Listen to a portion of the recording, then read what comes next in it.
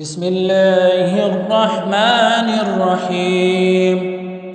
لا أقسم بهذا البلد وأنت حل بهذا البلد ووالد وما ولد. لقد خلقنا الإنسان في كبد أيحسب أن لن يقدر عليه أحد يقول أهلكت مالا لبدا أيحسب أن لم يره أحد ألم نجعل له عينين ولسانا وشفتين وهديناه النجدين